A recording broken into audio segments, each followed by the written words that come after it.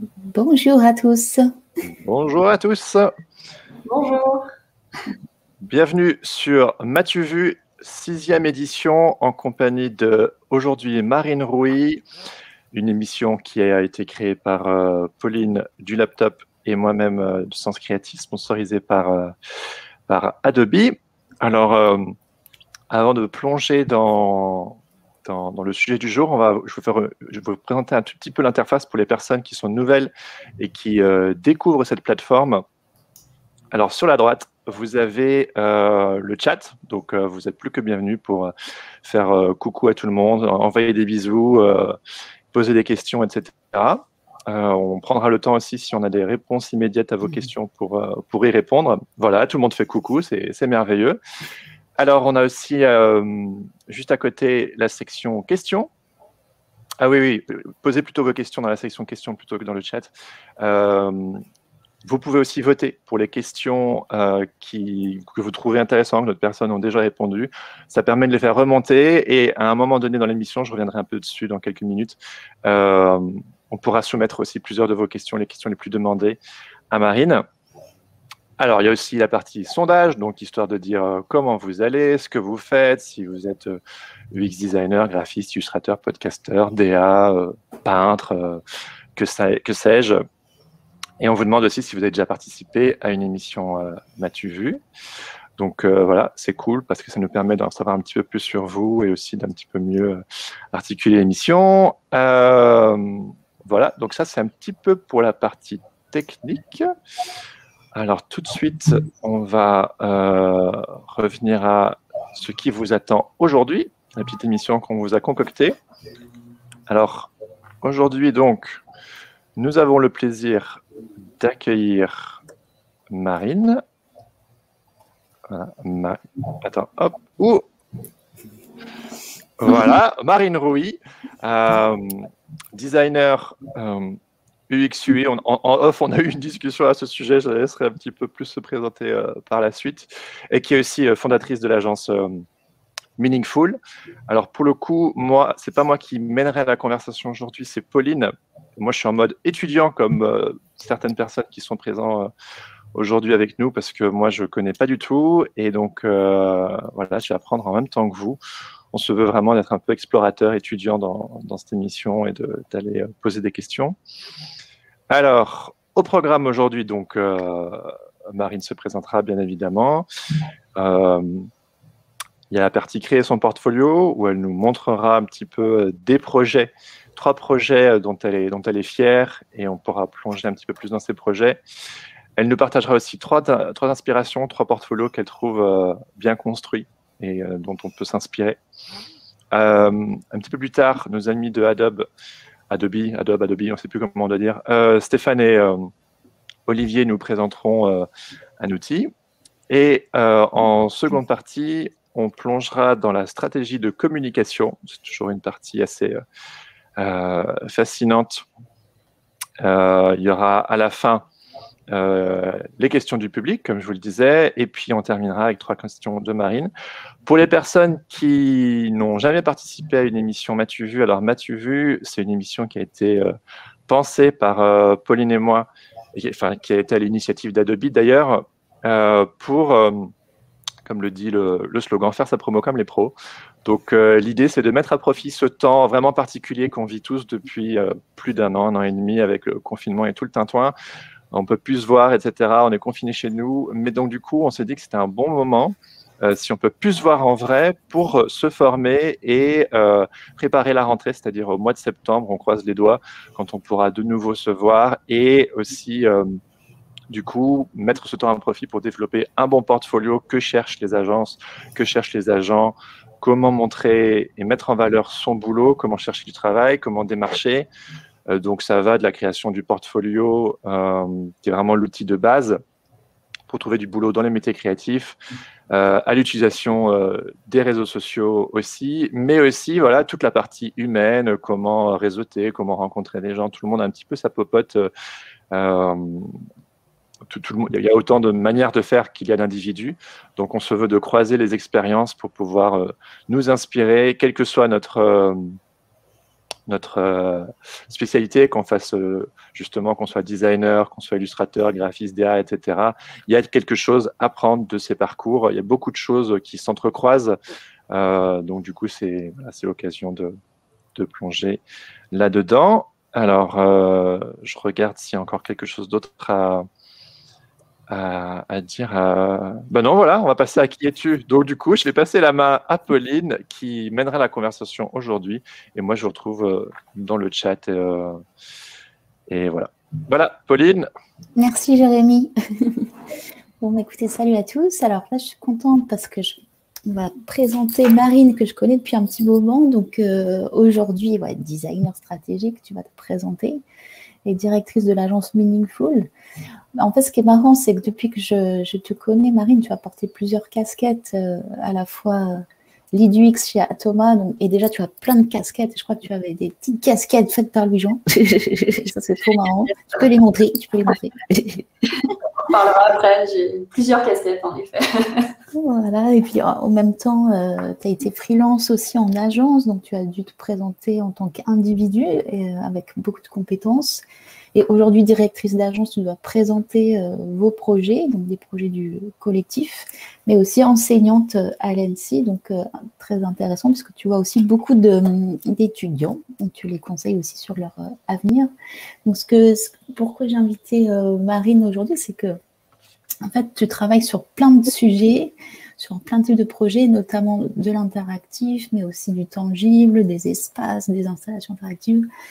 Donc, ce qui m'a semblé intéressant, c'est comme il y a une grande diversité, on voulait savoir un petit peu, je pense que ton parcours sera intéressant pour montrer comment tu as dû adapter en fait et faire évoluer ton portfolio selon les activités, les objectifs, aussi le développement de ton agence et certainement la typologie de tes clients qui passent quand même des startups aux très grands groupes et aussi des entreprises internationales. Donc, du coup, tu vas nous parler certainement du choix de l'anglais, etc. Donc du coup, par rapport à qui tu es aujourd'hui, comment tu peux te présenter ? Merci Pauline. Déjà, je vais commencer par me présenter rapidement. Donc, je suis Marine Rouit-Leduc. Je suis designer de formation. Je peux peut-être présenter rapidement une image. J'ai fait l'ENSI, qui est une école de design industriel à Paris. Et je suis sortie de cette école en 2008. Et pour recontextualiser, quand je suis sortie de l'école, je m'intéressais déjà au numérique. Enfin, quand j'ai fait mes études, mais j'étais quand même dans une école où on parle plus de design d'objets. Et ce qui m'intéressait à ce moment-là, et ce qui m'intéresse toujours, c'est comment réconcilier quelque part le monde tangible et le monde numérique et comment redonner du sensible dans le monde numérique. Donc, c'est un peu ça qui drive aujourd'hui mon parcours, qui a toujours drivé mon parcours. C'est un peu toujours réconcilier des choses qui sont un peu contradictoires a priori.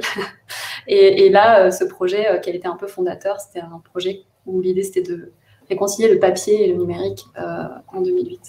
Et je vais faire un saut très rapide, mais dans mon parcours, j'ai eu l'occasion, en effet, comme tu l'as dit, de travailler dans l'industrie, chez 3M, en sortant de l'école, puis en freelance, et ensuite j'ai rejoint l'agence Atoma, dont on a parlé un petit peu avant, où j'ai été en charge de différents projets pendant 5 ans. Et puis, suite à ces 5 années, j'ai décidé de monter Meaningful, qui est aujourd'hui un studio d'une dizaine de collaborateurs et qui a, on va dire justement, plusieurs activités assez variées. Donc, c'est à la fois un studio de design stratégique où on travaille avec des grands comptes internationaux, mais aussi des startups, dans une approche de conseil, de prestation de services et de conseil. On a aussi, dans la poursuite des travaux que j'avais pu mener à l'origine, on a monté un lab sur le numérique au sein de l'agence. Donc, les designers du studio peuvent explorer d'autres formes de design d'interaction en partant plutôt d'initiatives personnelles. Et comme je suis fan du papier, c'est ce que vous avez pu voir aussi dans le projet précédent, j'ai on a monté il y a quelques années une marque de papeterie qui est aujourd'hui distribuée dans le monde entier. Et c'est vrai qu'aujourd'hui, nous, notre problématique en tant que studio, mais qui reste à une petite échelle, c'est de raconter toutes ces choses-là et d'arriver à unifier tout ça dans un portfolio, dans un outil qui soit lisible par nos clients, donc à la fois en ligne, sur un site internet, et à la fois, évidemment, on a un support de présentation qu'on met à jour régulièrement avec toutes nos références, et je le parcourir un petit peu avec vous tout à l'heure. Voilà. C'est super. Et du coup, ce qui est intéressant, c'est que tu m'as partagé aussi que toi aussi, tu es en pleine refonte et en pleine reconception de votre portfolio. Et du coup, ça, c'est aussi intéressant à explorer parce que ça pose beaucoup de questions. Et notamment la modularité nécessaire aussi selon le type de client, le type de projet. Comme vous êtes sur 3 différentes approches, où est-ce que vous en êtes aujourd'hui dans la... Alors, c'est vrai, quand on en a discuté, Pauline, moi j'étais un peu hésitante parce que le site web qui est aujourd'hui en ligne, on est en train de le refondre. Et alors évidemment, il y a toujours cette question de la mise à jour des références du site. Donc il y a un côté, il y a des références qui sont présentes, qui ne sont pas présentes en ligne, qui sont présentes dans notre portfolio, dans notre deck d'agence. Et puis, il y a aussi toute la réflexion sur le positionnement, c'est-à-dire comment on crée un positionnement qui permet de réconcilier toutes ces activités. Et ça, c'est un travail qui est en cours, qu'on est en train de mener, à la fois sur l'identité de la marque, à la fois sur le design du UX du futur site. Et que je vais pas forcément montrer aujourd'hui, parce que c'est vraiment du work in progress, mais qui fait qu'aujourd'hui, je considère aussi le travail qu'on avait fait il y a quelques années, avec un peu plus de recul, et il y a des choses qu'on va faire évoluer par rapport au site actuel, par exemple. On va peut-être avoir un peu moins de profondeur dans les case studies parce qu'on s'est aperçu que ça mettait beaucoup de temps à créer, à mettre à jour. Il y a plein de petites choses que je pourrais partager et où on s'est rendu compte notamment que on avait, en fait, à l'époque, on avait un portfolio assez peu large et très profond. Donc, on a favorisé le fait d'aller assez en détail dans des case studies, comme vous pourrez le voir sur le site, la présentation d'un projet qu'on a fait avec Saint-Gobain, que je pourrais vous raconter aussi.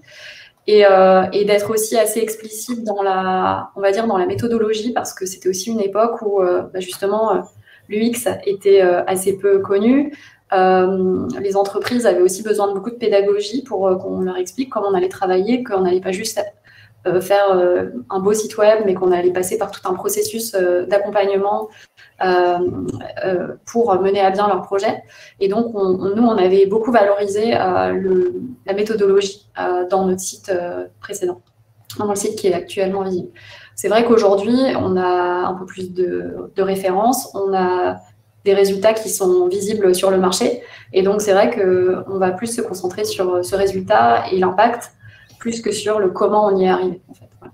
Donc, j'ai envie de dire qu'aujourd'hui, on est à un état, aussi un statut où on peut valoriser vraiment le résultat et moins expliquer à nos clients qui sont plus matures quand ils viennent nous voir comment on va s'y prendre. Même si, évidemment, dans les conversations, ça revient, mais ce n'est pas la première chose qu'on met en avant. Voilà. Est-ce que tu peux nous partager quelques projets ?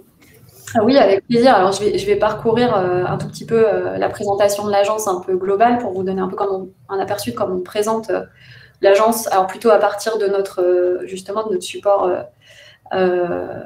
PowerPoint, parce que c'est celui qui est le plus facile à mettre à jour au quotidien. Donc, c'est celui qui est le plus à jour par rapport à notre site web.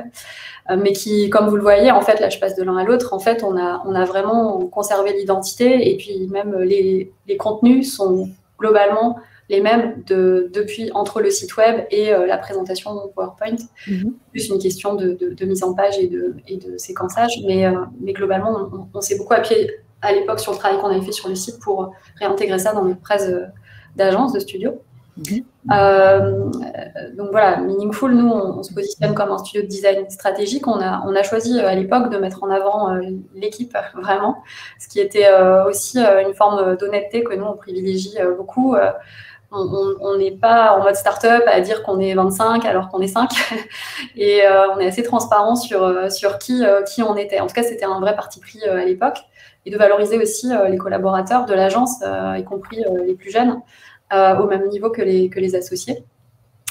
C'était un choix aussi, voilà, pour mettre l'humain au centre. On trouvait que ça commençait par nos collaborateurs à l'époque. Peut-être que ça va évoluer dans la présentation future, parce que l'équipe évoluant aussi, c'est toujours quelque chose qu'on a du mal à mettre à jour. Et puis maintenant, on commence à être trop nombreux pour pouvoir tenir sur une page. On est... Évidemment, on met en avant notre philosophie, vous le verrez sur le site avec le manifesto. Nous, on travaille avec nos clients et avec les utilisateurs souvent aussi. Donc, c'est vrai que ça, c'est un leitmotiv qui est important et qu'on met particulièrement en avant auprès de clients qui sont peut-être moins matures et qui pensent au design comme étant d'abord le résultat. Et nous, on valorise vraiment notre manière de collaborer et de faire avec eux. On a plusieurs activités chez Meaningful. En réalité, c'est 2 grands pôles, l'innovation par le design et le design de produits et services numériques, qu'on a un petit peu éclaté dans la présentation pour expliquer un peu plus, être un peu plus pédagogique. Mais aujourd'hui, je dirais qu'on resserre un petit peu autour de ces 2 pôles, soit des projets où, on va dire, quand vous savez pas encore ce que vous voulez mettre sur le marché, on va vous aider à imaginer des nouvelles offres et des nouveaux services, et évidemment après à les prototyper, les tester, les mettre sur le marché. Mais on peut aussi travailler avec des personnes qui ont déjà des produits ou des services existants et qu'on va remettre à jour, améliorer. C'est ça, Jérémy, tu me demandais le travail du UX. Il y a entre autres un travail du UX, puis aussi un travail sur la marque, sur le branding, etc., sur le design graphique du voilà, qu'on peut faire. Donc c'est vraiment une offre globale sur le produit numérique, le design de produits numériques. Et comme tu disais, Pauline, il se trouve qu'on est sollicité de plus en plus par des institutions scolaires et aussi des groupes privés comme vous, même si on n'a pas l'activité du laptop en formation. Mais en tout cas, on diffuse beaucoup nos compétences, nos savoir-faire, en tout cas au niveau des écoles. Voilà. Comme tu disais, on a un portfolio de clients. C'est vrai qu'en tant qu'agence, à partir d'un certain moment, le logo client, alors même s'il ne signifie pas grand-chose quand on est designer, parce que ça ne décrit pas la mission qu'on fait, il a un impact, faut pas le nier. Donc voilà, au début, on en avait quelques-uns, des pas connus, on met en avant ceux qui sont connus et reconnaissables. Ça ne veut pas dire qu'on n'a pas d'autres clients qui sont des startups, mais c'est vrai que les startups, c'est moins connu du grand public, donc on met en avant quand même plutôt les clients que tout le monde connaît. On travaille avec, par exemple, Facebook ou plutôt des gens dans l'industrie, comme Saint-Gobain ou LVMH. Ça, c'est une planche qui est facile à mettre à jour et qu'on met à jour régulièrement dès qu'on rentre un nouveau client, ce qui permet aussi de valoriser des collaborations, même si les projets ne sont pas encore sur le marché. Et on va dire que dans un book d'agence, c'est vrai que les clients se reconnaissent quand il y a des clients similaires, ça c'est connu, et je pense que c'est pareil quand on est freelance. Enfin, il y a toujours un élément un peu de réassurance quand on a travaillé pour des clients similaires. Voilà.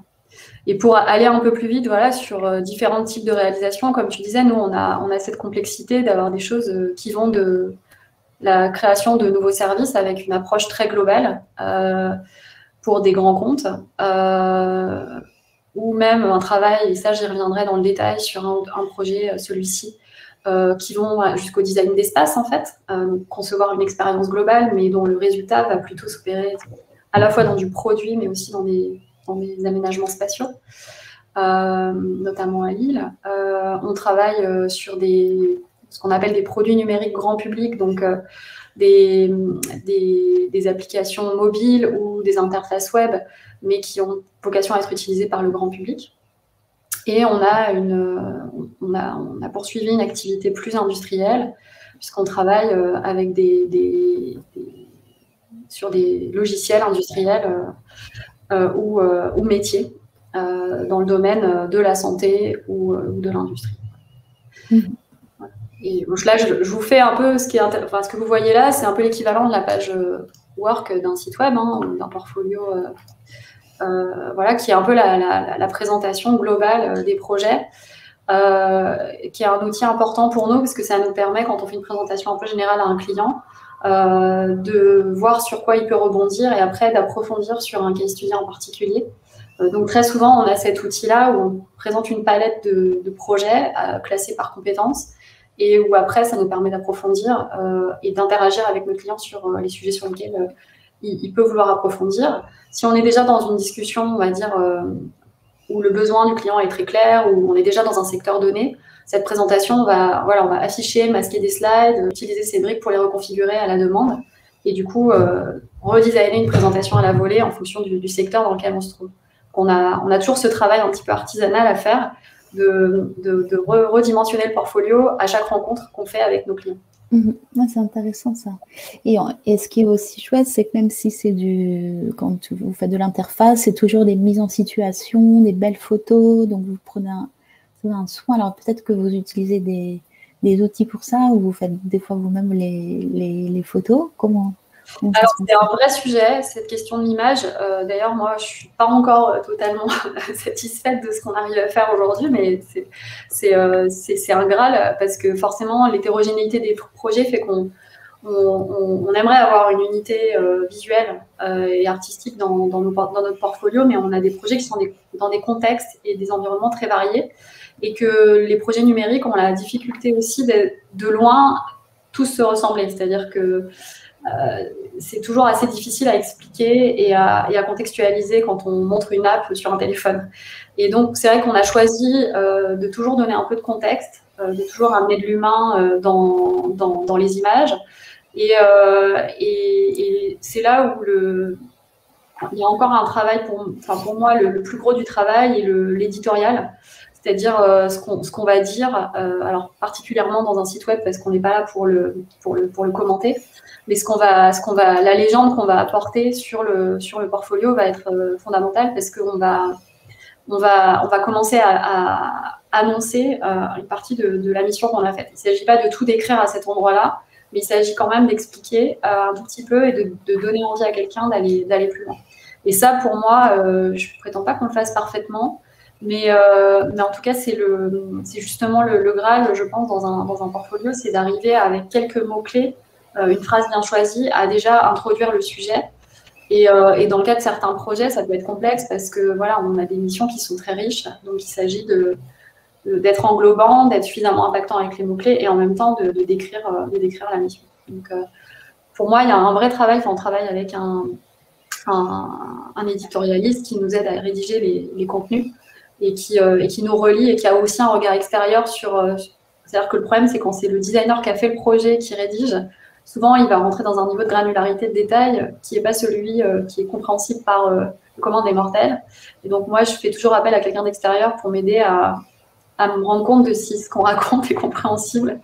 C'est pas toujours évident. Enfin, il y a toujours un effet d'aller-retour permanent et d'une sorte de perfectionnement permanent pour arriver à clarifier tout ça. Alors sur le portfolio, je dirais le deck, c'est moins grave parce que voilà, il y a toujours la voix off quelque part.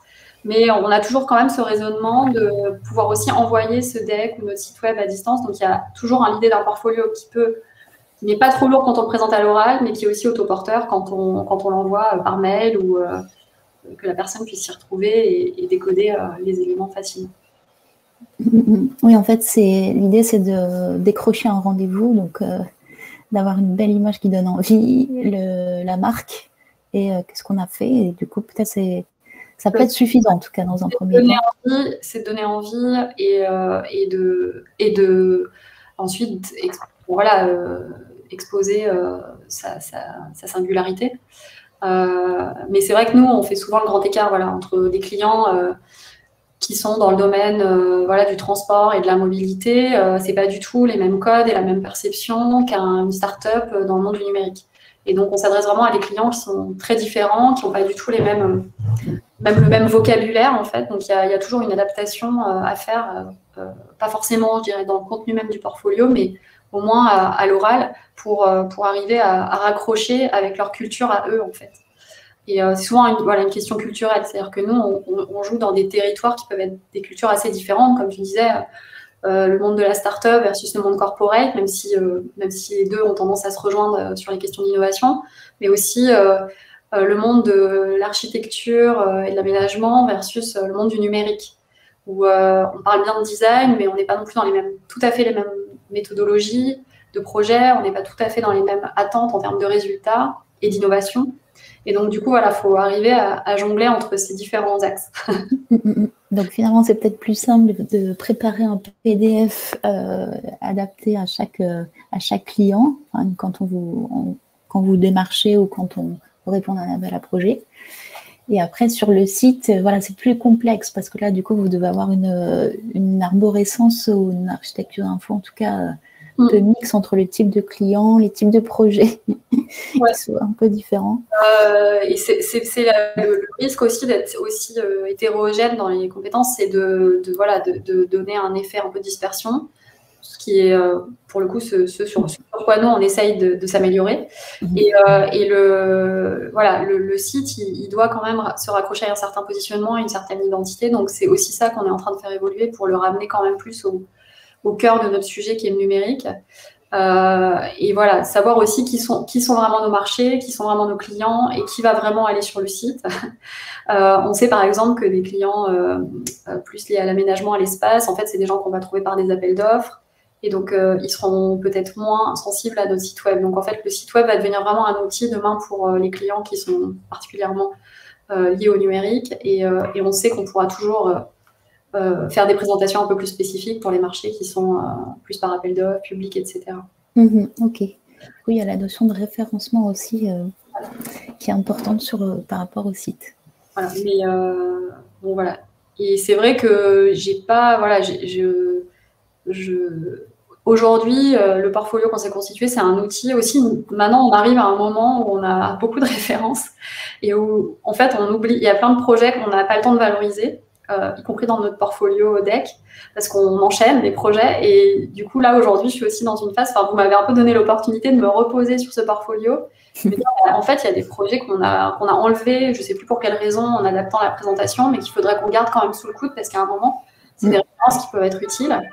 Et donc, ça devient aussi une espèce de mémoire de l'agence, d'avoir ces petites tuiles et de les travailler bien pour pouvoir, même quelqu'un qui arriverait à l'agence, qui découvrirait notre travail, puisse savoir en fait dans quoi il peut piocher pour aller soit faire une conférence, soit valoriser l'agence auprès d'un client, etc.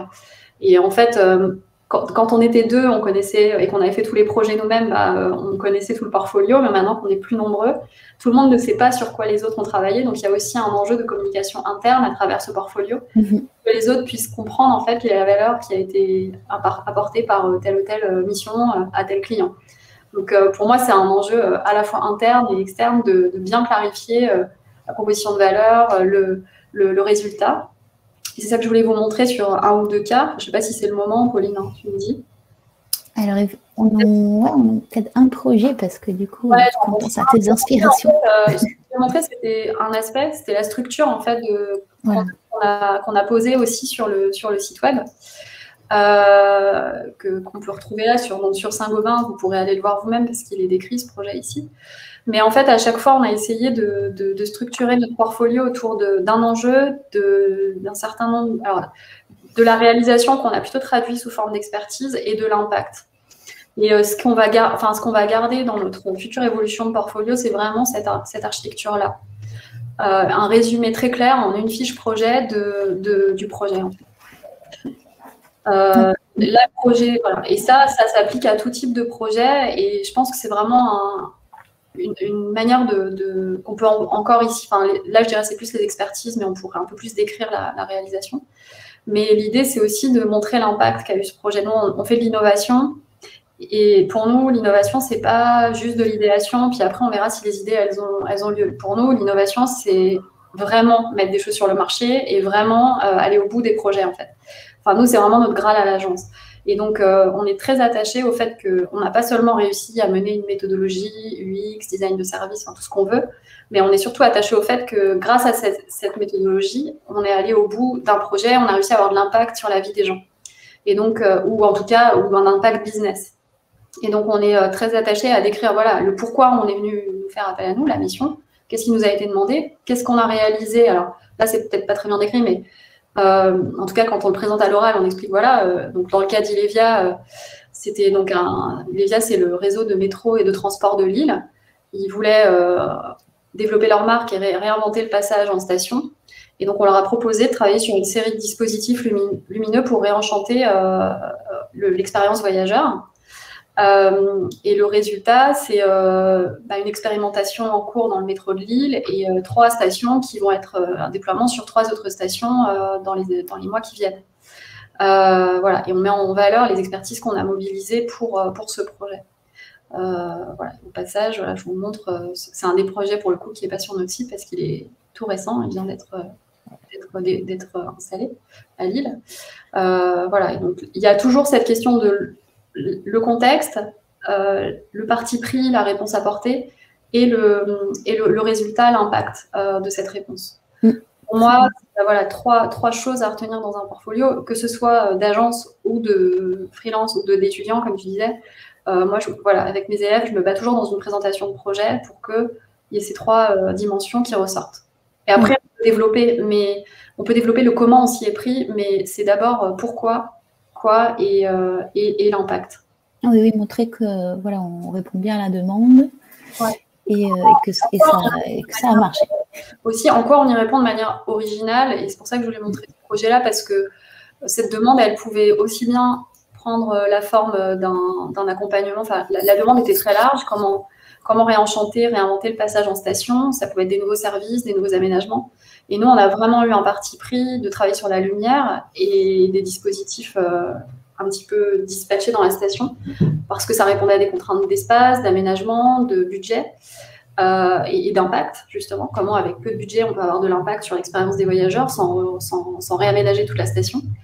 Et donc voilà, donc arriver aussi à démontrer dans le portfolio comment la réponse apportée, elle répond particulièrement à un brief qui est forcément contraignant, enfin un faisceau de contraintes qui ont été analysées au départ. Très bien. Est-ce que tu peux nous présenter quelques sites d'agences ou des sites que tu as trouvé vraiment intéressants justement?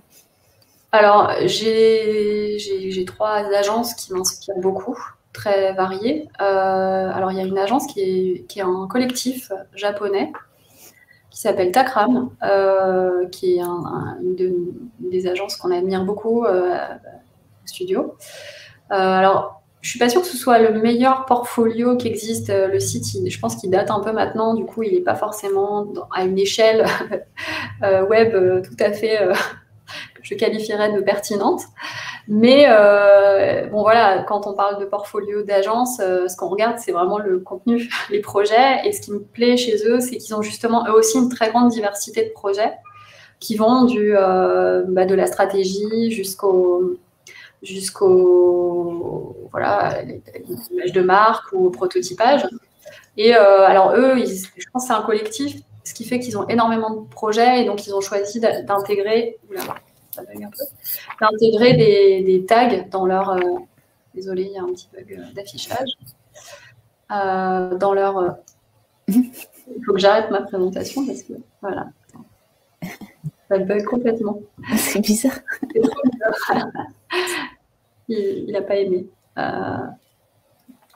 ne sais pas si en masquant. Ah voilà. Non, très bizarre. Je vais arrêter et reprendre le partage parce que. On n'a jamais eu ce bug. C'est le portfolio d'être dans Livestorm. C'est peut-être un. Parce que là, j'ai même plus mes onglets. Je vais repartager pour voir si ça remarche. En tout cas, Jérémy a mis le lien dans le chat. Ouais, voilà, on peut regarder. En attendant que je me règle de votre côté. Parce que là, moi, mes onglets, ce sont tous partis. Ce qui est marrant avec Takram, c'est qu'ils ont plein de filtres, on dirait, effectivement. Pour, ouais, c'est ça que je voulais montrer. Donc, ouais, c'est ce qu'on disait avant, la modularité nécessaire selon la cible. Ah ouais. Ah voilà, j'ai retrouvé quelque chose. Mais, voilà, on va passer à un autre portfolio. Je vais repartager mon écran, voilà. Parce que si je réaffiche Takram, ça va peut-être bugger, mais n'hésitez pas à aller voir. Après, voilà, j'aime beaucoup leur portfolio en tant que portfolio, c'est-à-dire les contenus, les projets. C'est vrai que voilà, le portfolio, c'est comment on le met en scène, son travail, mais c'est évidemment le contenu. Hein. Donc, d'où ce que tu disais, Pauline, les images, valoriser le résultat, On parlait de portfolio UX. Alors, en UX, c'est difficile parce que souvent, ce qu'on fait n'est pas le résultat final. C'est tout un accompagnement stratégique de requalification des besoins, de priorisation. Mais moi, je pense que justement, le portfolio, la manière dont il est structuré, l'architecture de l'information de ce portfolio, le wording, le choix des images, en fait, peut beaucoup véhiculer quand même sur votre sensibilité, votre approche. Et voilà, enfin, mettre des croquis qui peuvent illustrer votre manière de réfléchir ou de penser. Voilà, enfin, je pense qu'il y a plein de manières de quand même valoriser parce que quand on fait de l'UX, c'est quand même pour arriver à un résultat qualitatif en termes d'expérience. Et donc, voilà, l'idée, c'est que ce portfolio, il incarne ce résultat qualitatif. Donc, s'il faut peut-être même travailler avec un designer graphique pour avoir un portfolio qui soit bien fini, faites-le. Mais moi, je ne dissocie pas ce qui va constituer votre expertise UX de votre expertise design au global. Et donc, du coup, arriver à avoir un portfolio fini, pour moi, enfin, presque aussi bien que celui d'un designer graphique est important. Après, évidemment, vous allez peut-être moins mettre en avant des choses qui sont liées à l'identité de marque, etc. Mais vraiment, pour moi, c'est un objet en soi, le portfolio, qui incarne aussi votre rapport au détail, votre sensibilité esthétique. Et la compétition, elle est en train de devenir très rude en UX. À l'époque où, quand on s'est rencontré, Pauline, il y en avait moins. Mais du coup, moi, quand je reçois des portfolios d'UX, je regarde aussi s'il y a une esthétique, s'il y a quand même un minimum de design d'information et de sens de la typo, du texte, du langage, etc. Donc, pensez pas que test utilisateur, quoi. Pensez vraiment quand même comment ces tests, toute cette expertise UX, elle vous amène à faire des produits qui sont plus qualitatifs, en fait. Voilà. J'ai un autre exemple de portfolio qui est dans un autre domaine, c'est une agence d'architecture, mais qui a en fait aussi une approche très globale du design. Donc, alors, évidemment, ils ont un très très beau portfolio de bâtiments. C'est une agence très connue internationale. Vient de sortir le siège du monde qui s'appelle Snøhetta. Mais c'est intéressant de s'inspirer. N'oubliez pas que le design, les designers numériques ne l'ont pas inventé. Hein. Il y avait des architectes avant, il y avait des designers industriels. Et portfolio, voilà, il y en avait plein avant. Donc, il y a beaucoup d'agences d'archi, de design, produits qui ont des très beaux portfolios. Et parfois très basés sur l'image, donc pas forcément très bien éditorialisés en termes de contenu. Mais ce que je trouve intéressant chez Snøhetta, c'est qu'ils ont des missions de plein de natures différentes qui vont de l'architecture au design des billets de banque norvégiens. Et ils arrivent malgré ça à avoir voilà, une harmonie d'images. Voilà. C'est peut-être par contre un petit peu ésotérique, c'est-à-dire que voilà, on ne sait pas forcément ce qu'ils ont fait quand on regarde comme ça, mais l'image donne envie de cliquer. En tout cas, c'est une très belle agence, voilà, tout simplement, que moi j'aime. Et voilà. Et j'avais une troisième agence que vous pourrez aller voir, mais sauf que voilà, elle aussi, elle bug, qui s'appelle Instrument. Donc peut-être on peut mettre le lien qui est plus une agence digitale, globale, basée à Portland. Je trouve qu'ils ont un ton de voix intéressant. Ils maîtrisent assez bien tout ça. Je vais juste revenir dans les onglets. Voilà, parce que ça c'est bizarre. Ouais, c'est bizarre. Mais ils aiment bien le rose, apparemment. Voilà, quand je reviens là, ça... Mais non, c'est bizarre. Bon, voilà. Vous irez voir par le lien, parce que celui-là ne marche pas non plus. Je crois que tu avais aussi un portfolio d'un graphiste. Ouais, voilà, si tu veux nous présenter. Ouais, alors oui, du coup, là, c'est des portfolios d'agence, donc c'est vrai que forcément, c'est très bien fait. Il y a toutes les compétences pour aussi mettre en œuvre la bonne stratégie de communication, la direction artistique qui va bien. Mais j'ai un peu fait un appel dans mon équipe pour savoir s'ils connaissaient aussi d'autres portfolios plutôt à échelle freelance. Et Jennifer m'a fait découvrir celui d'Antoine Pelletier, donc je ne connais pas, hein, c'est juste aller sur son site, mais que je trouve très bien fait parce que assez didactique, en même temps très visuel. Hein, c'est plutôt un designer graphique, mais je trouve qu'en fait, il y a une approche assez UX dans son portfolio, justement. Encore une fois, je trouve que c'est assez franc, on décrit la mission dès le premier coup d'œil, donc si on a envie d'aller voir plus loin, on peut, mais on a une très bonne explication de son intervention dans chaque étape. Les visuels sont plutôt élégants, plutôt beaux. Il y a un petit texte de description. Donc, forcément, on ne va pas forcément le lire quand on le parcourt rapidement, mais on sait qu'il y a un travail un petit peu d'explication qui a été fait. Et c'est quand même important voilà, de pouvoir expliquer ces projets, pas simplement les montrer visuellement. Et après, bon, le petit plus de ce portfolio freelance, c'est qu'il met en avant, et voilà, je vais repartir dans le rose, il met en avant sa personnalité à travers voilà, la manière de faire interagir les liens. C'est très bizarre, hein, ce bug.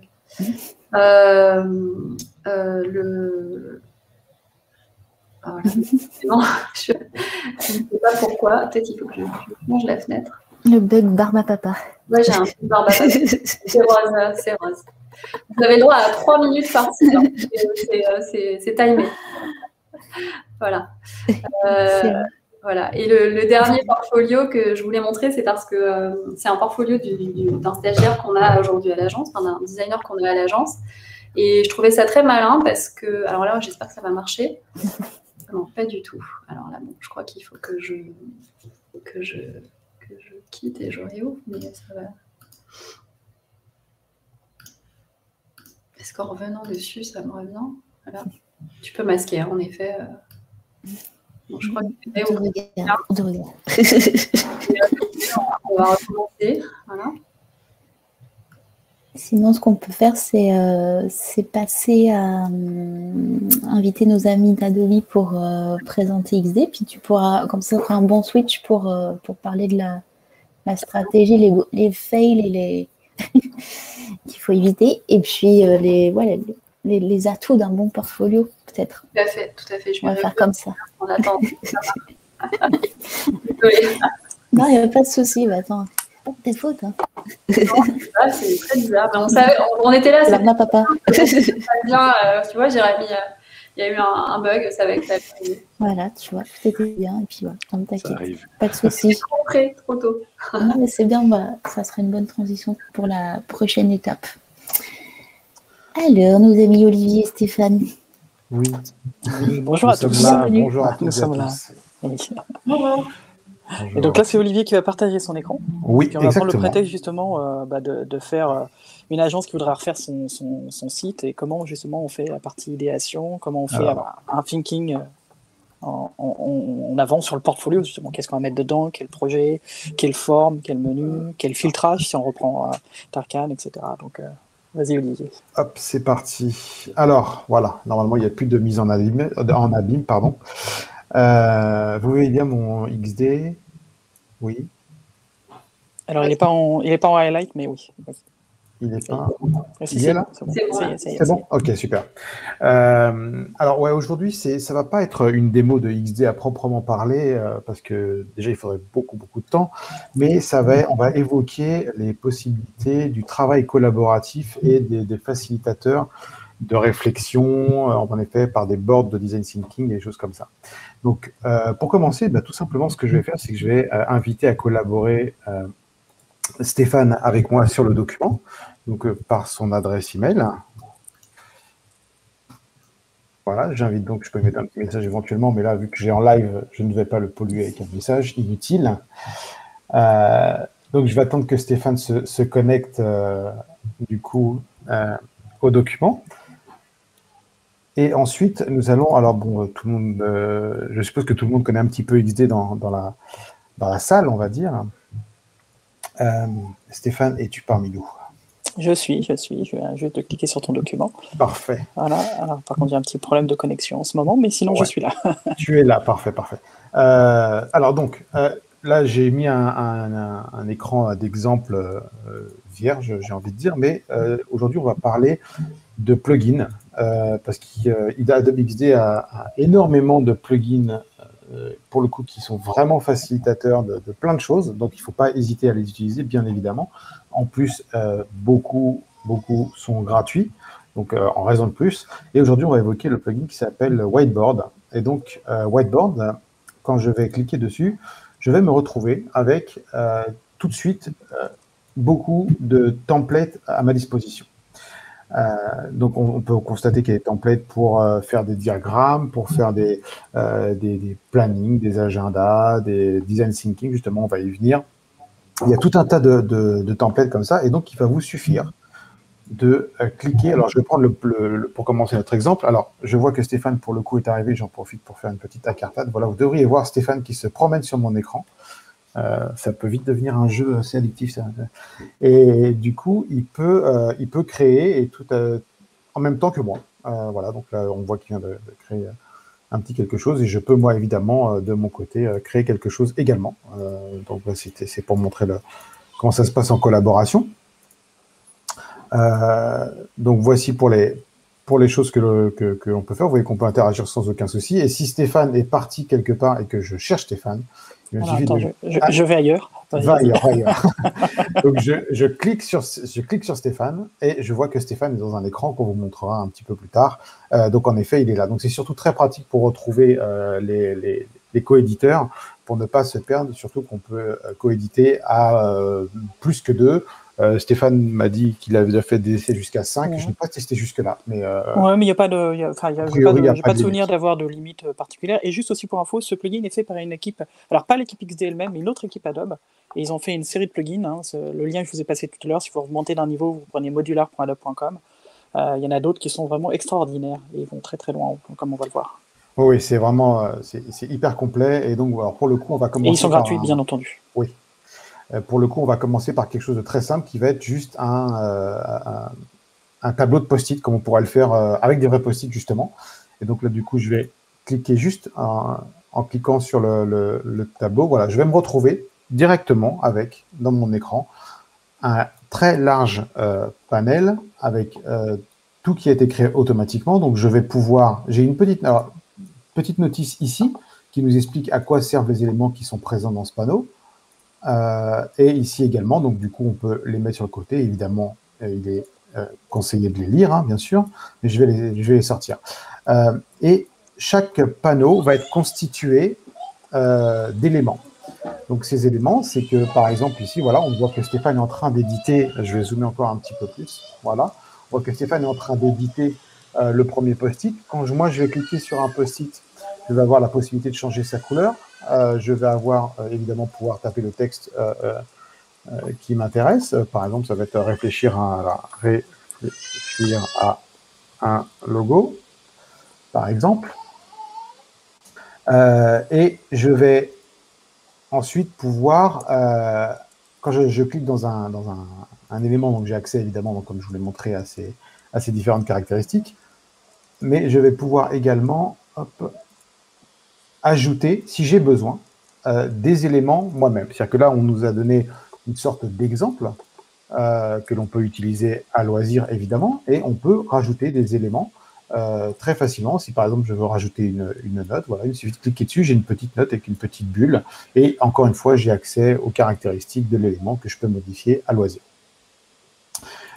D'autre part, j'ai également, dans les éléments, vous avez vraiment beaucoup de choses pour communiquer avec les personnes avec qui vous interagissez. Donc, il y a des émoticônes, on va le voir ensuite, des systèmes des endroits pour dessiner, si on veut. Il y a des flowcharts, on peut intégrer tout ça très facilement. Il me suffit de cliquer dessus, l'élément apparaît et je peux ensuite les réutiliser si besoin. Donc là, on voit que Stéphane déplace des post-it.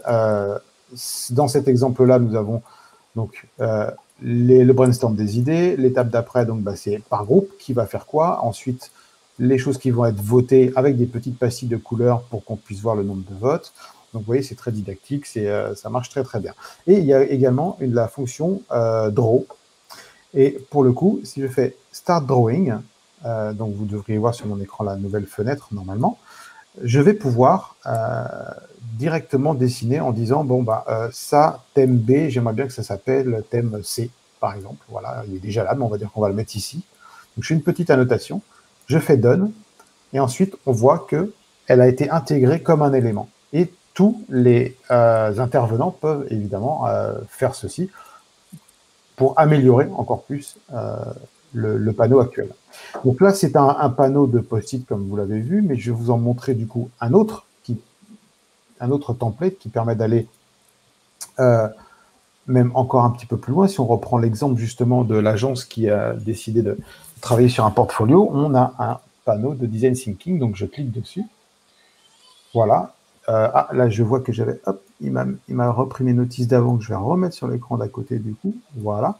Donc, j'ai mon panneau de Design Thinking, le canvas, comme il est nommé. Toujours la petite notice ici. Donc, du coup, c'est super pratique parce que quand on ne sait pas forcément par où commencer et qui fait quoi, on voit ici à quoi correspond. Le 1, c'est les personnes qui vont être impliquées dans le projet, les décideurs, les challenges, l'histoire qu'on va raconter, les problèmes, les solutions, le management, la vision globale et l'impact que cela va avoir. Donc, une fois qu'on a lu ceci, eh bien, rien ne nous empêche de justement interagir. Et vous voyez qu'ici, on nous a créé directement des éléments de couleurs différentes, de couleurs variées, pour bien séparer les étapes, pardon. Et alors après, c'est un diagramme de design thinking il y a encore des petites bulles de notice comme on l'a vu tout à l'heure, parce qu'en effet, vous pourrez par exemple ici indiquer des problèmes qui n'ont pas encore été vraiment identifiés, mais ici, vous pourrez mettre les problèmes qui ont été vérifiés, mais surtout les solutions, parce que vous voyez que c'est à cheval entre problème et solution. Et voilà, comme Stéphane, par exemple, ici, je vais zoomer sur lui. Voilà. Donc, Stéphane va pouvoir écrire, par exemple, qu'il a vu un problème et qu'il sait comment le résoudre, parce qu'il saura forcément comment le résoudre. Donc là, je laisse Stéphane agir. Alors, toujours pareil, hein, on est toujours dans un co-editing, donc je peux, bien évidemment, parce que là, je suis sur les plugins, mais j'ai toujours accès à mes outils de base et rien ne m'empêche de rajouter de l'outil classique, hein, bien évidemment. J'ai accès aux éléments, encore une fois, comme tout à l'heure.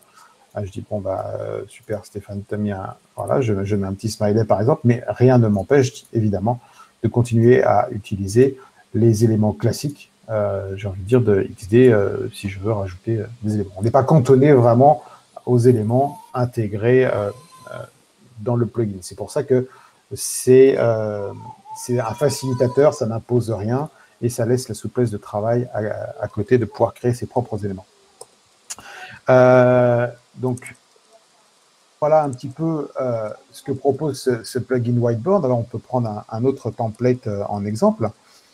Une fois qu'on a fait tout notre design thinking, on peut très bien partir sur, par exemple, des plannings. Enfin, il y a vraiment une grosse diversité Ouais, pour la petite précision, effectivement, c'est toute une équipe qui fait partie de l'équipe design que Pauline connaît très bien d'ailleurs, vu que c'était une ancienne collègue Adobe dans cette équipe, et qui a fait effectivement, qui font ces plugins aussi bien pour eux aussi. Donc du coup, ils ont référencé un petit peu toutes les cartes, les customer journées en fait connues et qu'ils utilisent, etc. Donc, on voit qu'il y en a vous les beaucoup. avez sous la main directement, et donc par catégorie, des drawing sections, des brainstorming, etc. Voilà, on peut créer si je clique là-dessus, ils vont me créer directement un espace de sketching que je vais pouvoir utiliser, encore une fois, en co-editing, d'où la facilité de travailler ensemble. Justement, actuellement, c'est plutôt pratique de pouvoir avoir ce genre d'outils quand on n'est pas forcément tous au bureau. Donc voilà, donc Stéphane pourrait très bien dessiner sur l'écran de gauche et moi sur l'écran droit, par exemple, ça ne pose aucun souci. Tiens, d'ailleurs, on va se faire un petit... J'ai commencé le gauche. Oui, mais je vais prendre le droit, il n'y a aucun souci. D'accord. Ça ne me dérange pas. Hop là. Bon, là, j'ai pas ma tablette avec moi, donc je vais faire... moi aussi, je suis à la souris, hein, donc ça va pas être forcément super. Mais, ou le trackpad, mais c'est pas grave. On va faire une tête à Toto, ça devrait marcher quand même. Ouais, ça marche toujours la tête à Toto. Voilà. Voilà, pareil. Hop.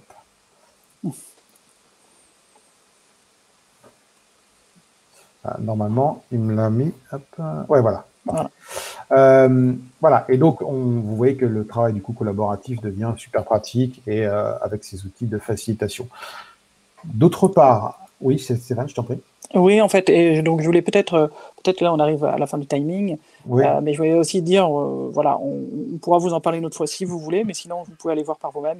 Cette équipe a fait un nouveau plugin qui s'appelle Présentation, qui par rapport au thème, effectivement, de Mathieu Vu, est aussi intéressant, qui permet d'utiliser, avec la même souplesse de composants personnalisables, donc des thèmes en gros de slides tout en restant dans le même outil. Par exemple, vous pouvez avoir vos parcours et dans le même parcours, dans le même fichier XD, avoir vos slides pour présenter ce parcours avec des liens, etc. Donc c'est super bien fait. Ils viennent juste de le réaliser et donc je vous incite à aller voir en fait. Oui, profitez-en. Voilà, regardez dans la liste des plugins, il y en a vraiment plein qui sont très pratiques. D'ailleurs, on va, hop, le petit onglet plugin que je réaffiche ici. Il y a également un plugin qui est sorti pour Zoom, voilà, qui permet, si vous avez Zoom, du coup, de voir en plus vos collaborateurs pour échanger avec eux. Donc ça, c'est un petit plugin qui a été réalisé il y a pas très longtemps, je crois. Ouais, il y a un petit mois, il est sorti, je crois, un truc comme ça. Oui, je pense aussi, je crois que c'est quelque chose comme ça. Et on a également fait quelques petites captures d'écran, parce que là, on ne peut pas l'utiliser en même temps, étant donné qu'on est déjà en streaming, mais on vous a fait quelques petites captures d'écran avec Stéphane, deux en l'occurrence, d'un outil qu'on a testé, qui s'appelle around.app, et qui, là, je zoome un petit peu, que vous puissiez voir. C'est, voilà, on partage les caméras et c'est vraiment leur qui est vraiment de focaliser sur le travail. Voilà. Ouais, va sur l'autre écran, en fait, juste pour vous montrer, parce que là, c'était pour vous montrer les options. Ouais, mais voilà. en gros, leur positionnement, on n'a pas de du tout avec eux, hein, c'est juste qu'on a trouvé ça pratique. Leur positionnement, c'est vraiment pas d'être un outil de visioconférence, comme on fait, de travailler à plusieurs, mais d'être plutôt, on travaille en même temps. Et donc, c'est pour ça que c'est en petite bulle autour, même si on peut avoir le chat, même si on a tout ça. Eux, ils sont vraiment autour voilà. Donc, en plus du co-editing, c'est super de pouvoir interagir et de ne pas avoir un truc intrusif, une autre fenêtre ou un pop-up trop grand, on peut régler la taille, etc. Donc, ça nous semblait intéressant voilà, de vous montrer ça aussi, parce que quand on a joué avec, c'était bien sympa. C'est très très bien fait, donc petite appli à tester, vraiment, voilà, un conseiller. En plus, évidemment, du plugin Zoom, si jamais vous êtes sur Zoom. Voilà, en ce qui nous concerne aujourd'hui, on voulait évoquer un petit peu ce travail collaboratif d'XD. On pourrait éventuellement en reparler en effet avec présentation, pourquoi pas, dans une prochaine session.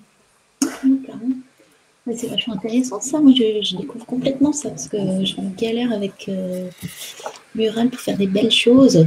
Du coup, là, tu as tous les outils de créa, quoi. Donc, j'ai hâte de tester ça. Hein. Ouais, franchement, c'est vraiment chouette. Hein. Quelle surprise. C'est le but. Merci à vous. Donc, il y a des petites questions. Là, je pense que vous pouvez répondre. Oui, on va regarder ça. Bon, c'est cool. Alors, on va passer à la suite. Alors, je ne sais pas si, Marine, tu as résolu tous les problèmes techniques. On va voir. Mais on va voir. En tout cas, là, ce qui va être intéressant aussi pour tous les participants, c'est que là, on va voir un petit peu les portfolios avec l'œil de la recruteuse qui est elle-même designer, donc avec tout ce que tu as dit, l'attention du détail, tout ce qui te semble critique. Donc, c'est à partir du portfolio que tu vas présenter d'un de tes stagiaires, si j'ai bien compris. Tu vas pouvoir présenter ce qui est vraiment ce qui est important. Après, ce qu'on peut voir aussi, c'est l'aspect réseau. Voilà, quels sont les réseaux qui comptent pour être vus, être identifiés et pourquoi ça compte. Et puis peut-être d'autres types d'activités que vous pouvez faire en tant que designer pour être lisible. Ouais, avec plaisir. Oui, on en était resté alors sur les exemples de portfolio. Donc, j'ai réussi à réouvrir 2 exemples. Et je trouvais amusant de vous montrer la dernière recrue qu'on a eue parce que si on l'a recrutée, c'est que le portfolio a bien fonctionné. En fait, ce qu'on a trouvé malin, alors par contre, c'est ça, mais dans la navigation, il y a un truc que je ne sais pas. Il faut que je vous le réouvre.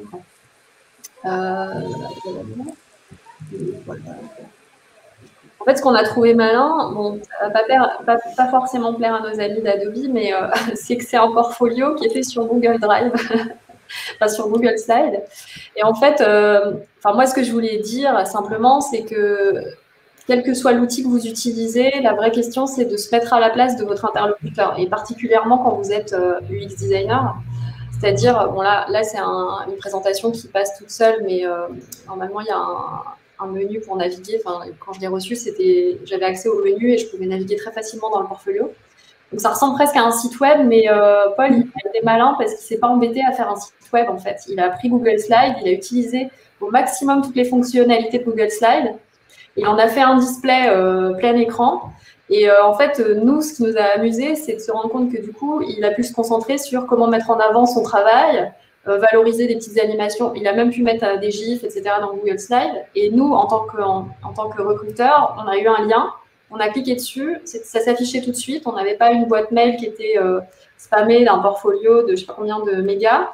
Et en même temps, c'était structuré de manière à ce que, voilà, alors là, on est sur un profil de graphiste plutôt que de UX designer. Mais en tout cas, il y avait, voilà, moi je trouvais intéressant de redire que c'est pas parce que vous faites un site web ou que ça va être plus valorisé. Évidemment, ça peut être intéressant.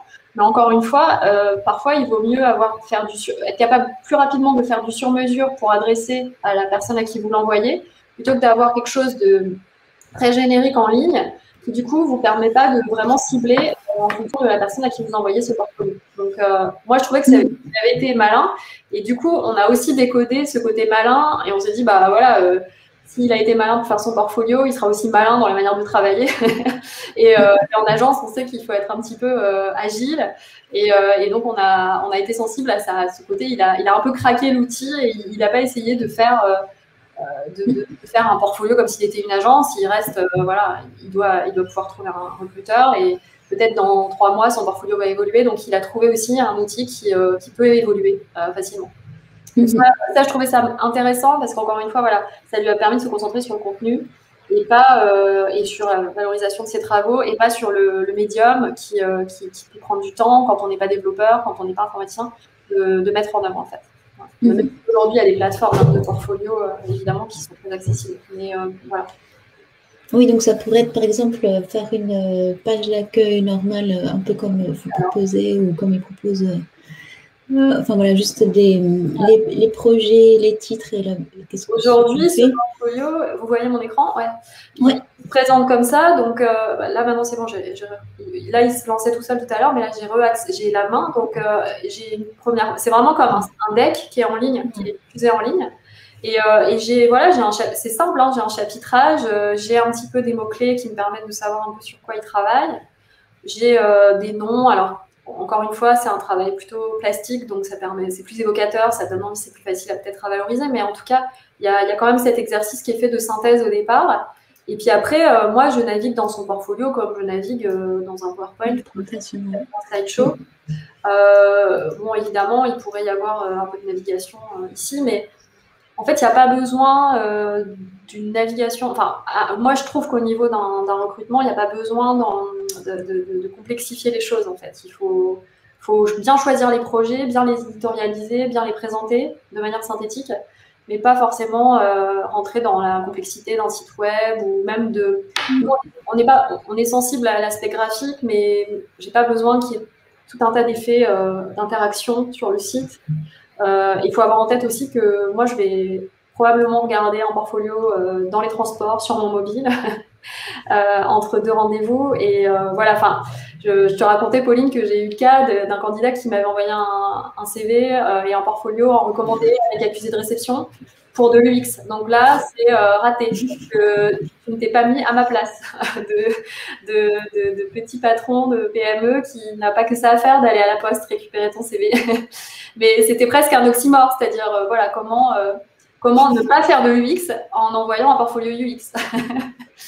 C'est ça, se mettre à la place de son interlocuteur. Voilà. Donc, commencer par vous dire comment je peux faciliter la vie de la personne qui va recevoir mon CV, que ce soit le responsable RH, le responsable RH d'un grand groupe ou le directeur d'agence qui jongle avec plein d'autres choses ou le directeur de la start-up avec qui vous voulez travailler.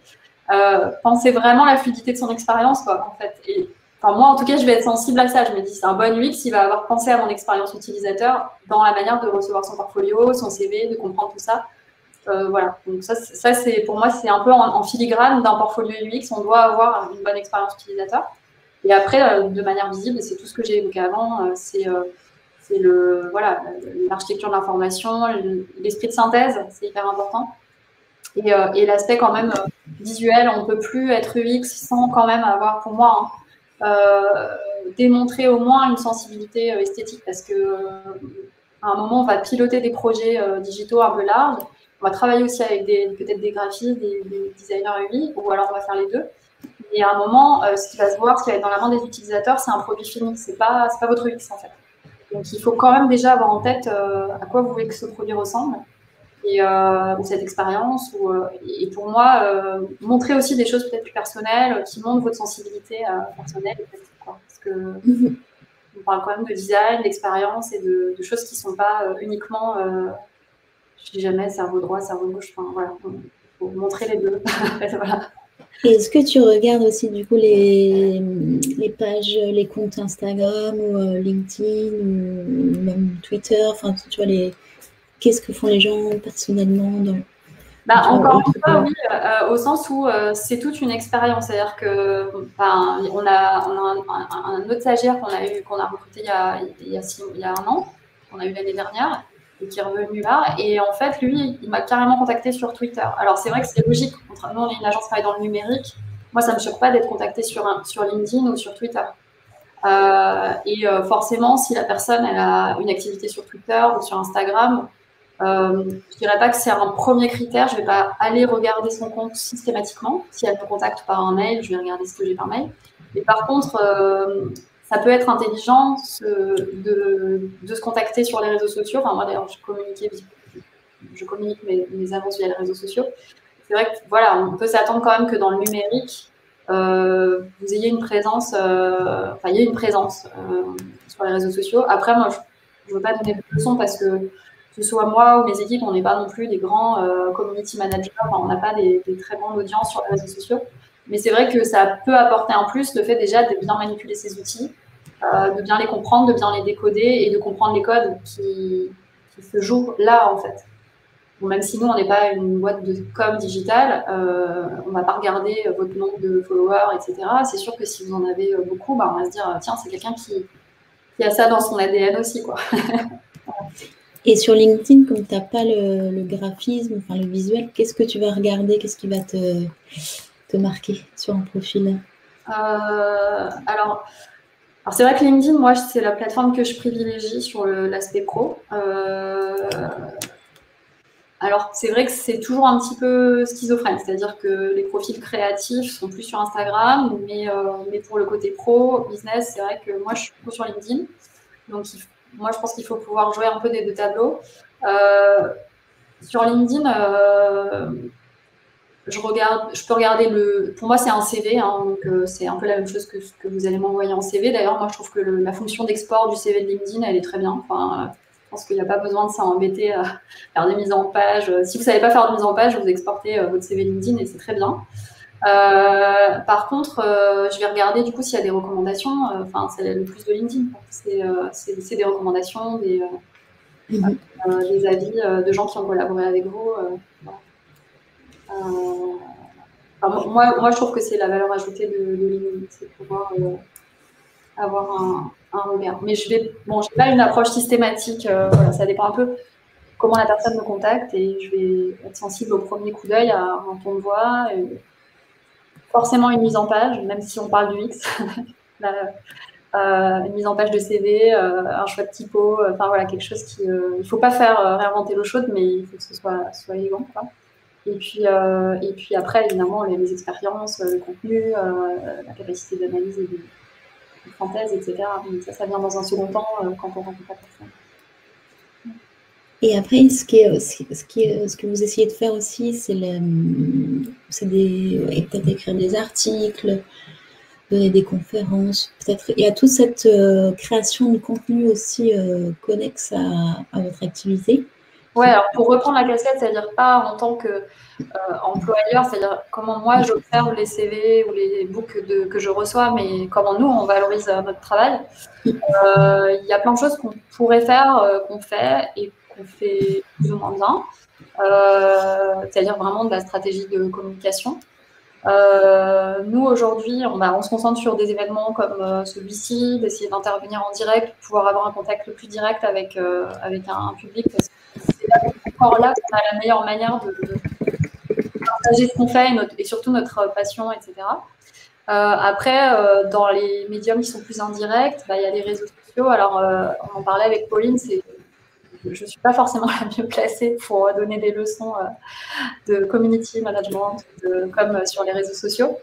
Mais c'est vrai que c'est une gymnastique qui n'est pas évidente. Voilà. Un peu schizophrène, on a un compte LinkedIn, on a un compte Instagram, on a un compte Twitter pour Meaningful.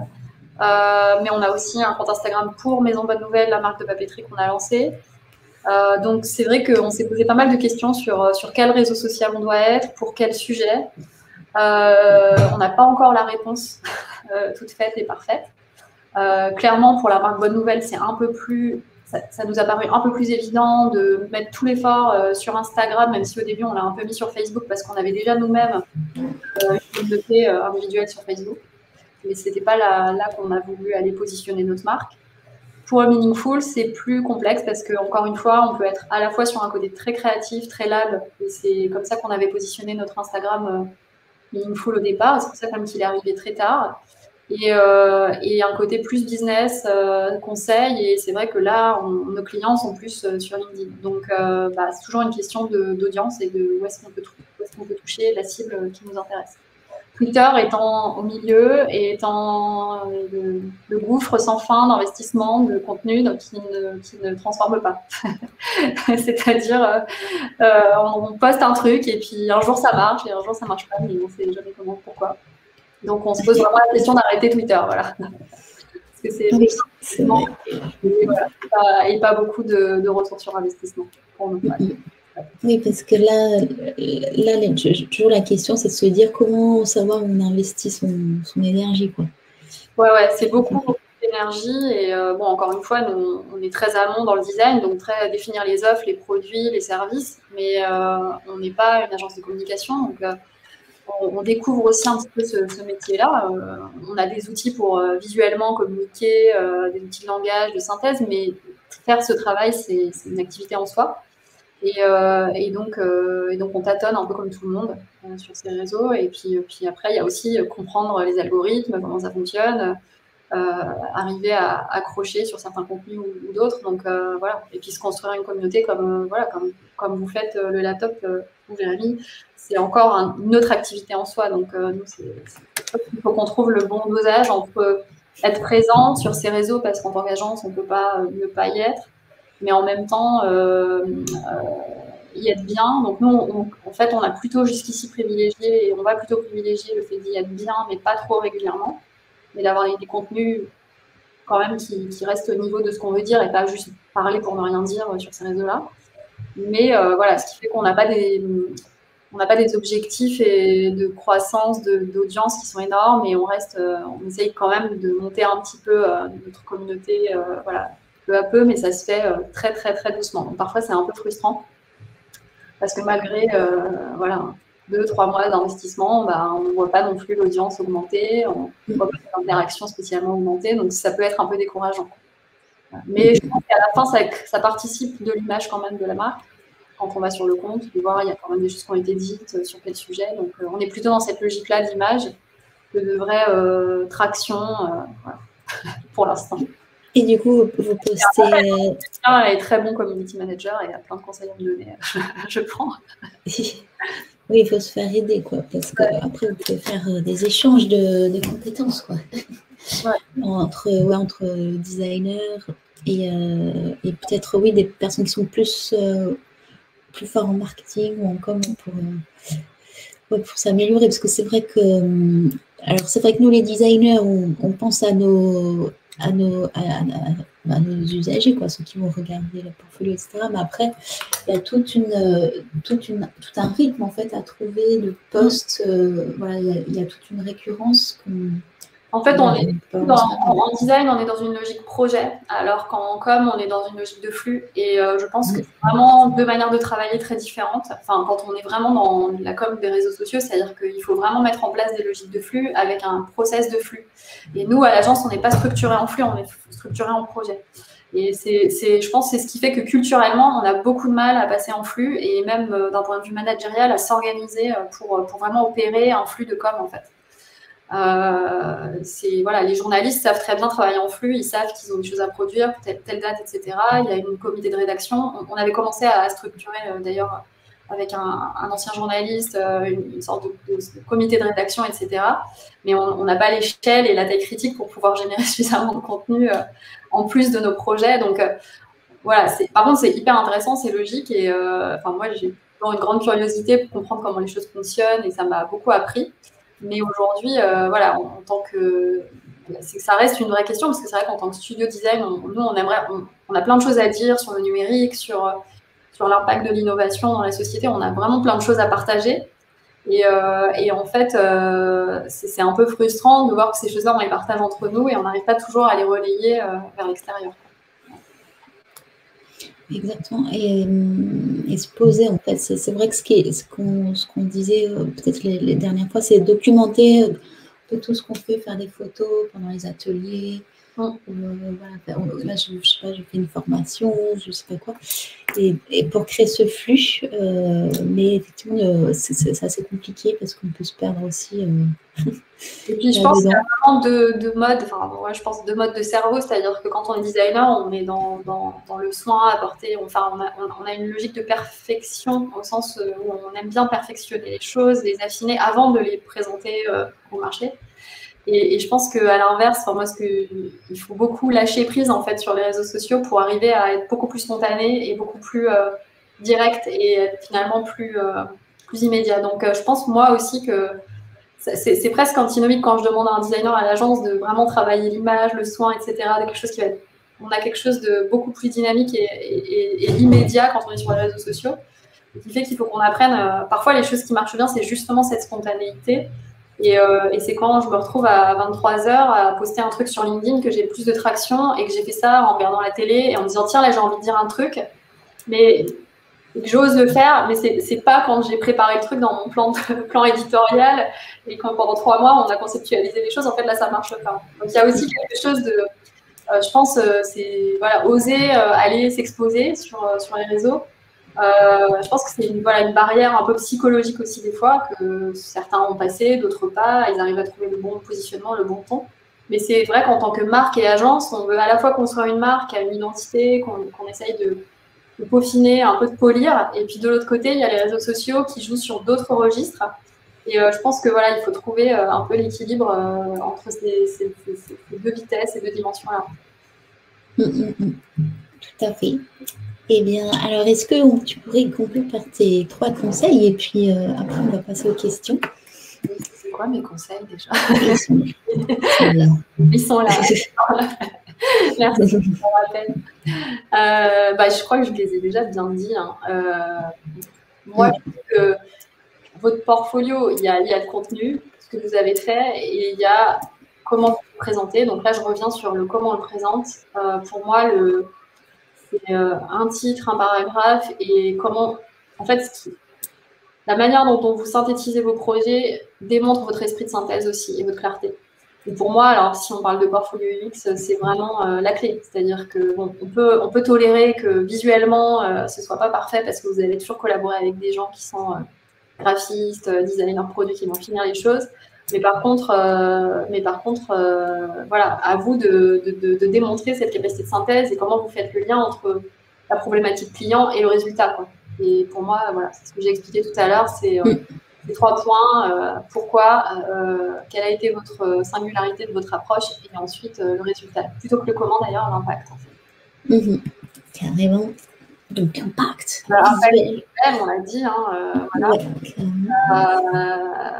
Et ça, je me l'applique, c'est un conseil que je continue de nous appliquer à nous-mêmes. Et je pense qu'on peut encore s'améliorer. Mais pour moi, le vrai sujet, je trouve, et qui est vraiment dur en UX, on l'a dit, c'est comment raconter un projet. C'est plus facile quand on fait du design produit, par exemple, ou d'espace, comme celui que je vous ai montré, parce que voilà, le projet, il se raconte par la photo du résultat. Même si là encore, il y aurait d'autres manières de le raconter. Est-ce qu'il y a des gens? Est-ce qu'il n'y a personne? Enfin, c'est vraiment un vrai combat d'aller photographier, documenter le projet et le résultat final. Mais du coup, c'est vraiment une vraie réflexion à avoir sur la mise en scène du projet. Et s'il y a une image qu'on doit retenir du projet, c'est laquelle? Et souvent, c'est ce choix de cette image qui est clé. Et c'est vraiment un travail scénaristique, quoi. Comment on met en scène l'objet, comment avec une personne, comment on fait comprendre le contexte pour l'expliquer. Et je pense que vraiment là, un travail de curation d'images est hyper important. Si ce n'est pas de production, au moins de curation de visuel, en fait, pour illustrer votre projet. Merci. Et oui, je l'ai déjà dit, se mettre à la place de son interlocuteur, patron, agence, RH ou simplement client. il y a une petite chose aussi qui va aller dans le sens de nos amis d'Adobe, c'est que le problème souvent du UX, c'est qu'on n'est pas trop dans la prod, mais du coup, on se retrouve avec... Enfin, nous, on a beaucoup de mal à trouver des gens qui maîtrisent bien aussi la prod et les exports, la finition, en fait.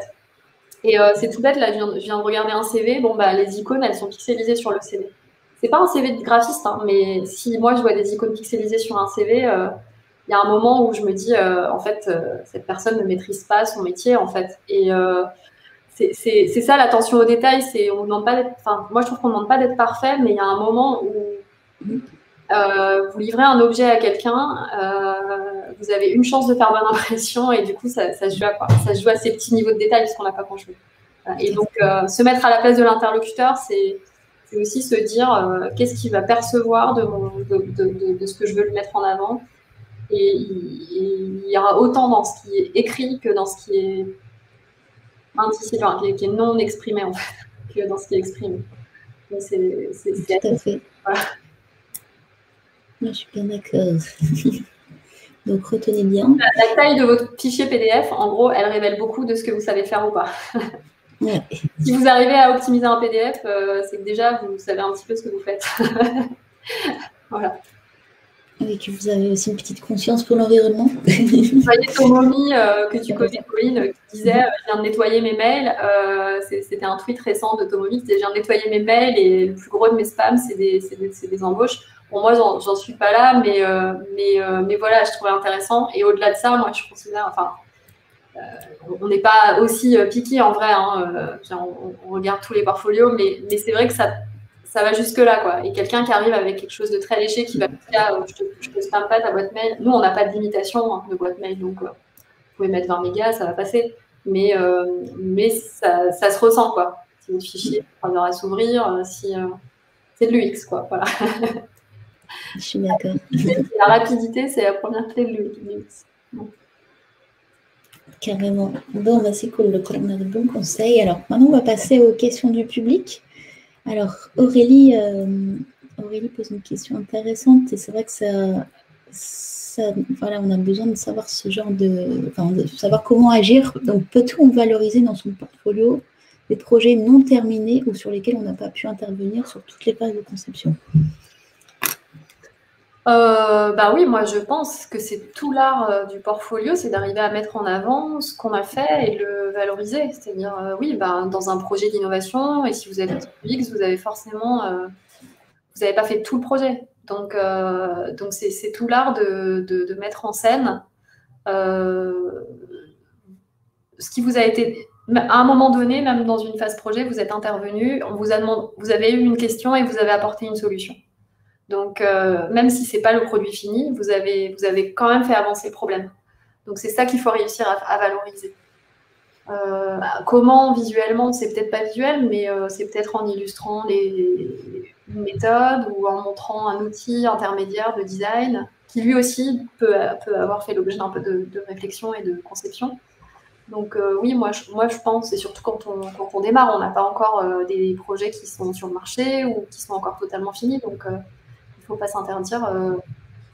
Moi, je préfère voir un portfolio de projets non aboutis, mais au moins voir des choses que juste un CV, en fait, je trouve, quand même. Parce que ça démontre aussi cette capacité à mettre en scène. Le fait de faire l'exercice du portfolio, même quand il y a 3 projets, ça montre que vous essayez de mettre en scène vos projets et de les communiquer. Oui, c'est bien. Jordan aussi avait une autre question intéressante sur la vie de l'équipe. Est-ce que la vie de l'équipe, le travail au quotidien est aussi mis en avant? Et est-ce que ça peut valoir le coup? Ça, c'est dans le cadre d'une agence. Ouais, mais peut-être que les freelances aussi, ou peut-être peuvent vous montrer un peu leur vie, peuvent se projeter aussi dans cette réponse. Alors, nous la vie d'équipe, le travail au quotidien, etc., dans la réflexion qu'on mène actuellement, on pense que ça a énormément de valeur, évidemment, pour recruter. Donc, en tant qu'agence, pour attirer du monde, pour montrer, en fait, comment... on pense aussi que ça a de la valeur pour nos clients, pour qu'ils comprennent aussi l'expérience qu'ils vont vivre en travaillant avec nous. Après, ce que je montrais, là, le portfolio pas de Paul, mais l'autre portfolio de Antoine Pelletier que vous avez eu en lien, justement, je trouve qu'il amène un petit peu de ce ton de voix. Alors là, c'est les projets, mais si vous retournez sur la page d'accueil, il montre un petit peu voilà, la personnalité et comment. Enfin, c'est une personne qu'on a envie de rencontrer. On ne se dit pas c'est juste un beau portfolio de projet. Il parle à la première personne, il y a une manière de s'adresser à son interlocuteur. Donc je trouve que c'est peut-être sans aller jusqu'à cette mise en scène de moi travaillant. Quand on est freelance, ce que je disais à Pauline, moi je trouve que parfois j'ai un problème avec des freelances qui justement ont des portfolios qui ont l'air d'être des portfolios d'agence. En tout cas, moi je vais avoir un problème à les faire travailler parce que je vais avoir l'impression qu'en fait c'est une étape avant qu'ils montent un studio concurrent. Donc, en soi, j'ai pas de problème parce qu'il y a d'autres studios concurrents, mais je trouve qu'il faut bien se positionner quand on est freelance. On n'est pas une agence, on travaille avec des agences en direct, mais c'est pas tout à fait le même positionnement. Mais là, je trouve que justement, dans ce portfolio-là, c'est quand même très pro, mais il se positionne bien en tant qu'indépendant et en tant qu'agence, on dit bah c'est quelqu'un qui sait collaborer et qui est pas dans sa bulle et voilà. Arriver à faire passer ça, c'est intéressant. Est-ce qu'il faut faire une mise en scène comme si vous étiez en studio en travaillant à plusieurs? Je ne sais pas. Après, attention, nous, on en est revenu un peu. On en a eu beaucoup des photos au début, des photos de workshop avec des post-it. Bon, bah, c'est pas très singulier, enfin, c'est pas très positionnant parce que tout le monde en met. On peut les trouver sur les réseaux et ça va pas démontrer votre singularité. Donc, voilà, c'est comment on met ça en scène, c'est la question, quoi. Voilà. Ouais. Pourquoi pas, mais avec finesse. Très bien. Alors ensuite, Jérôme pose une question. Alors, je ne sais pas comment tu peux y répondre, mais je la pose et on va voir. Donc, que pensez-vous des autodidactes? J'ai rien contre les autodidactes. Ben oui. J'ai pas présenté l'équipe Meaningful. Alors, l'équipe Meaningful est composée de petite dizaine de personnes, dont 3 associés, dont un est mon mari qui est autodidacte. Donc je ne peux pas critiquer les autodidactes, sinon je divorce. Non, après, je trouve que ça c'est une question RH, je suis très mal placée pour y répondre. Dans le domaine du numérique, il y en a beaucoup, surtout chez les plus anciens, en fait, chez les plus seniors. C'est beaucoup des autodidactes parce que jusqu'à très récemment, il n'y avait pas de formation dans ces métiers-là. Donc, je trouve que ça a beaucoup de vertus parce que voilà, c'est un peu comme les profils d'entrepreneurs, c'est-à-dire que c'est des gens qui sont curieux, qui ont appris à apprendre. Voilà. Donc, moi, je pense que c'est intéressant. En tout cas, c'est pas quelque chose qu'on va exclure a priori, particulièrement dans le numérique. Je pense que ça reste, même si maintenant, voilà, il y a de plus en plus de formations et que encore une fois, dans le design numérique, il y a quand même des écoles et que ça reste un métier designer et que voilà, il faut, si on est autodidacte, il faut quand même avoir démontré d'autres choses, quoi, de l'expérience, etc. Mais en soi, il y a des très bons autodidactes, surtout dans ce métier. Oui, c'est clair. Donc, nous aimons les autodidactes. Il n'y a aucun problème, au contraire. On se repose tous.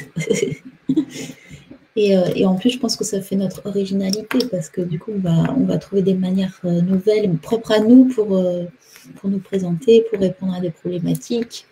Et c'est comme ça qu'on a créé nos entreprises parce que voilà, on a réussi à trouver une approche très spécifique qui n'est pas apprise à l'école.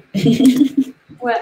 Oui, le risque, ça peut être plutôt l'inverse, le formatage. Alors, c'est bien d'avoir des bases, des fondamentaux, mais nous, on recherche quand même plutôt des gens qui ont des profils créatifs, parce que ça passe par le fait d'être autodidacte, je ne sais pas. Mais pourquoi? Parce que comme vous avez vu, on peut passer un jour d'un projet qui est de repenser une expérience de passage dans le métro. Donc, on ne travaille pas du tout sur une échelle d'interface. Et puis, un projet d'interface. Donc, il faut des esprits très élastiques, comme diraient certains. Voilà. Travailler le cerveau élastique. Et ça, c'est pas dans... Enfin, voilà. Nous, c'est pas dans les écoles, dans les formations traditionnelles qu'on les trouve. Ça, c'est sûr.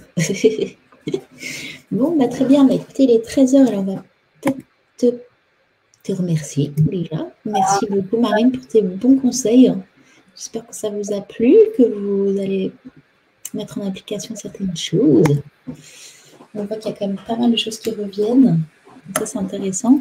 Et Jérémy, tu veux nous présenter le prochain Mathieu? Ouais, ça marche. Donc, pour la 7e édition du M'as-tu vu, on aura le plaisir de recevoir Gweno, qui est alors motion designer, on va pas mal parler de ça, mais il est aussi graphiste, illustrateur et il bosse aussi beaucoup avec les lettres. Il bosse aussi dans les chartes graphiques, la direction artistique. C'est quelqu'un qui a qui travaille avec des gros, tout comme avec des petits clients. Il a aussi travaillé avec Adobe, il a travaillé pour Adobe XD notamment. Donc voilà, la prochaine fois, un focus plus axé motion design avec Gweno, qui a vraiment un portfolio. Là, je ne peux pas le montrer parce que j'ai montré que quelques extraits, mais qui a un portfolio. C'est hyper efficace, en fait. Vous verrez, il y a autant de la vidéo que du texte, qu'un reel, que c'est hyper sélectif. Enfin, moi, j'ai trouvé ça vraiment assez fort. Alors là, je ne sais pas ce qui s'est passé avec le slide. Il m'a remis le... j'ai des petits problèmes de connexion pendant cette session. D'accord, non, mais c'est bon, on est bien. Ah oui, voilà. Tu présentes les images. Parfait. Voilà. Et donc... je suis navré, en fait, ma connexion est super lente. Je pouvais rien dire pendant le live, mais voilà, jeudi 10 juin. On vous donne rendez-vous à la même heure. 10 juin, voilà. Vous pouvez déjà vous inscrire avec le même lien. Ouais, comme d'habitude. On vous remercie tous d'avoir participé à cette nouvelle édition. Un très grand merci, Marine. On te l'a déjà dit. Un grand merci d'avoir participé. Merci, Marine. Merci à tous ceux qui ont participé. Et on vous invite aussi, du coup, à aller suivre l'agence Meaningful sur les réseaux. Donc là, j'ai mis Instagram, mais évidemment, allez les suivre sur Twitter et LinkedIn surtout. Et puis Adobe, Sens Créatif et le laptop, comme d'habitude. Voilà.